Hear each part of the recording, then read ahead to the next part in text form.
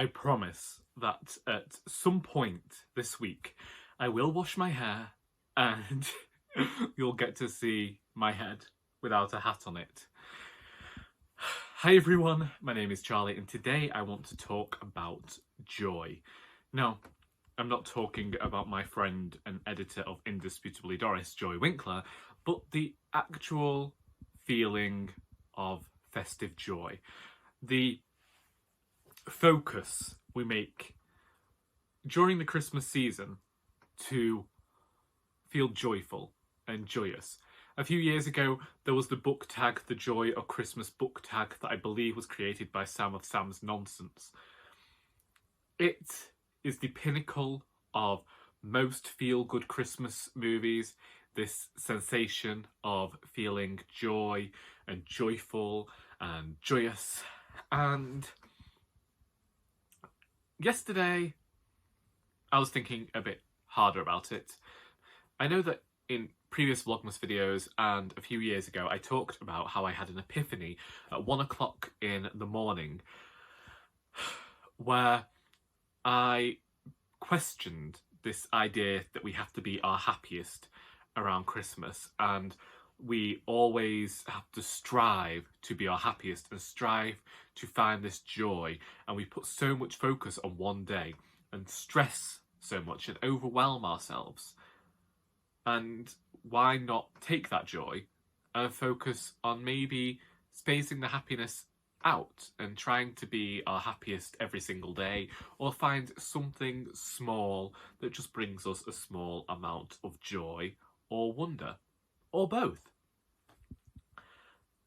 And as mentioned last week in my vlog, I was feeling a bit sad and overwhelmed towards the end of last week. It was simply because of how much work I was putting into Vlogmas, and unfortunately I had become a bit focused on subscriber count, and I watched it diminish every single day, losing a subscriber. And we should be focused on numbers. We should be focused on this being a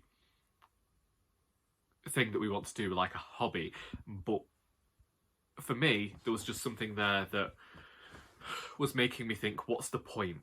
What is this worth? And recognising that it didn't have to be worth anything if I was happy just to ramble at the camera and continue to make these videos was a big thing for me, as something that I try and remember. And one thing I've always said is the only person we have a responsibility to is ourselves. So if we need to be a bit selfish, that is perfectly okay. In terms of joy, this sadness followed me each day last week. And I can say, you know, there were definitely moments throughout each day where I laughed and I became a bit more content, but there was this overall pervading sense of just not being able to get over the sadness and dwelling on it. And I didn't mind lingering in it for the day and allowing small spells of it to continue each day. It was a mixture of things, really. A blend of just a constant bombardment. Like, I tend to avoid any sort of listening to the news on the television or the radio, and I just go in for finding out what's happened news-wise without the added commentary that we get that just seems to catastrophise a bit, or is all about forcing people to argue with each other. And there's a certain radio programme in the UK that constantly puts people against each other, and I despise it. I despise it for constantly trying to force people to argue with each other rather than just have a discussion. It always has to lend to insults, and I don't like it. But when I'm at work, it's on. And so I was hearing that, and that just makes me feel more sad. And the fact that I haven't really been reading, and I think that Christmas is a time to like dwell on things lost sometimes, meant that this little nugget of joy that I talked about finding in each day, I wasn't thinking about. And then we get to last night. Now, yesterday I'd planned to come home and maybe watch a Christmas film and get a bit jolly, but I got home I don't know why I was tired from work yesterday, but I was tired from work. I just wanted to sit with a bowl of soup and listen to music. So that's what I did. But the sadness was there. And then I had one of those Hallmark movie moments when everyone else had gone to bed. And so I was, you know, doing the final recce of the night. You go, you check the back door's locked, you switch off lights, you say goodnight to the dog, and then came to bed. And as I was switching the light off on the landing, I looked outside, and up in the hills that you can see from my house, someone had decorated an entire tree, and it just looked like this beacon. And that's all I thought, was like this bright beacon.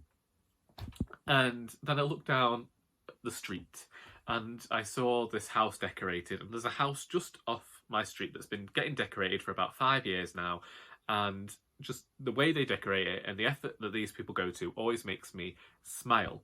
And then further down, someone had decorated, and I just began to think about Christmas lights. And I began to think about how this has been a tough year for a lot of people, regardless of where we fall politically, socially, or economically.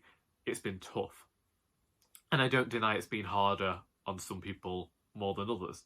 But there's been this really big effort to try and help one another find some joy this year. And I was looking at these Christmas lights and I was thinking, that is a small moment of joy that has been put together collectively.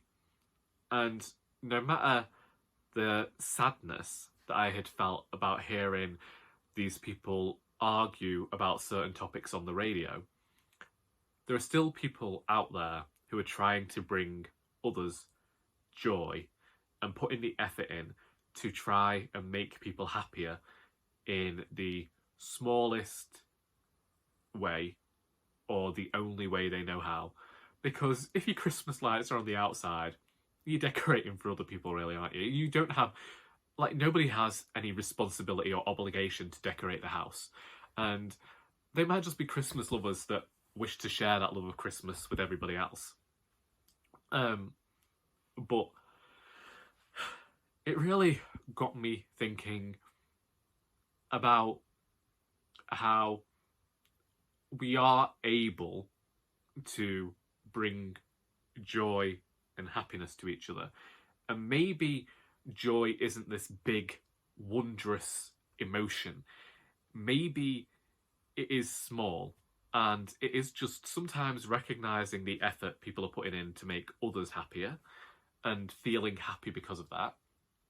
Sometimes it can be something as insignificant as getting a cup of tea or a cup of coffee that's at the right temperature and it's strong enough, or if you have sugar, it's sweet enough, it's milky enough if you take milk. It's just a meal that turns out okay. It's toast that is perfectly toasted to your liking with enough butter or anything you choose to put on it. And I think that for a week there, I'd allowed joy to be something in my head bigger than what it is. I thought that I forgot that joy and happiness can be found in the smallest of ways and the smallest of things.